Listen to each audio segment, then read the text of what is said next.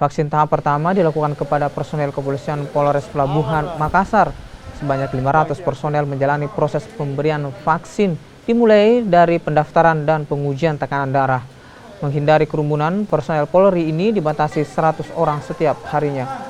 Penyuntikan vaksin tahap kedua akan dilakukan setelah 14 hari pada penyuntikan pertama. Ya, alhamdulillah untuk Polres Pelabuhan pelaksanaan vaksinasi hari ini sudah sekitar 250-an anggota Polres Pelabuhan dari 500 tempat yang sudah divaksin. Ini adalah vaksin yang pertama, vaksin yang pertama untuk Polres Pelabuhan Makassar. Untuk totalnya berapa nanti?